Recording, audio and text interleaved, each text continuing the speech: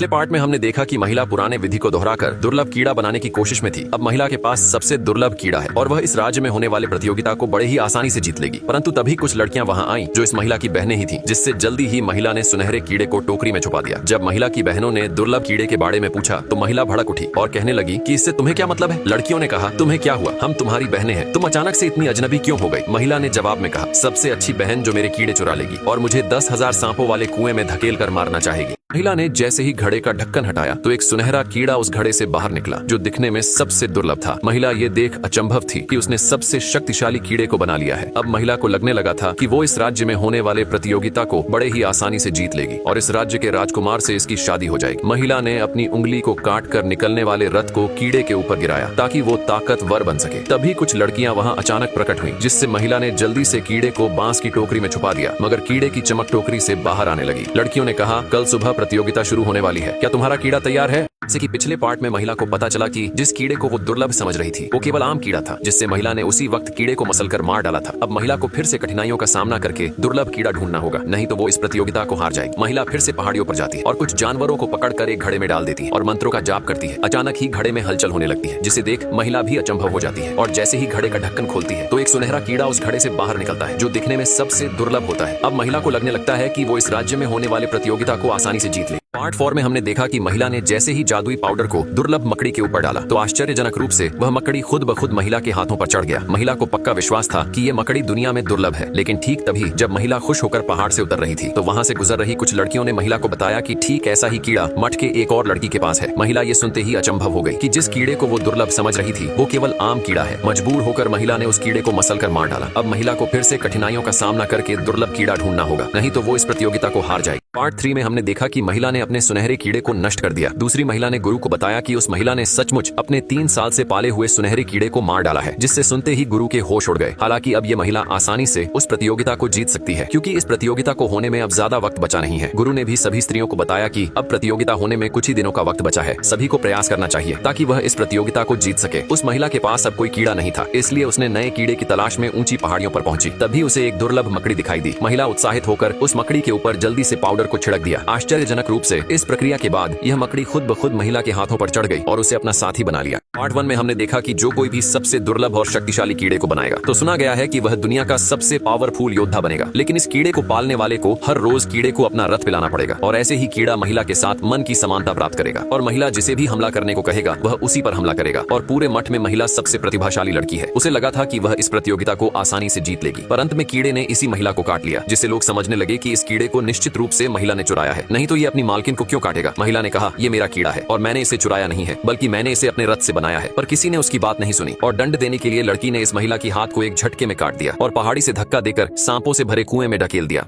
Part 3 में हमने देखा कि लड़की 10 साल बाद बड़ी हो गई और तलवार आत्मा के साथ किंग तियान शहर के बाहर पहुंची। तलवार आत्मा ने संत महिला के चिन्ह को अपने आत्मा शक्ति से छुपा दिया, फिर एक हिस्से के रूप में बदलकर महिला के साथ किंग तियान शहर के अंदर ड्रैगन किंग की खोज में गया। महिला तभी शहर में प्रवेश किया, तभी वहां के मठ में ड्रैगन किंग के चर्चे हो रहे थे। यदि ड्रैगन सम्राट बंधक से आजाद हो गया तो हमारी जाति का विनाश निश्चित होगा, परंतु हमारी संस्था जो कि इस राज्य की पहली प्रतिष्ठित है, ड्रैगन के खिलाफ लड़ाई में अपना कर्तव्य निभाएगी। महिला ये सुनते ही बदला लेने के लिए आगे बढ़ने का सोचा, लेकिन उसके मन की आवाज उसे लगातार याद दिला रही थी कि उसे अपनी पहचान छुपानी होगी और गुस्से में आए एक छात्र का नाटक करना होगा। उसे मौके का फायदा उठाकर जादू विद्यालय में प्रवेश करना होगा और बूढ़े द्वारा सील किए गए ड्रैगन सम्राट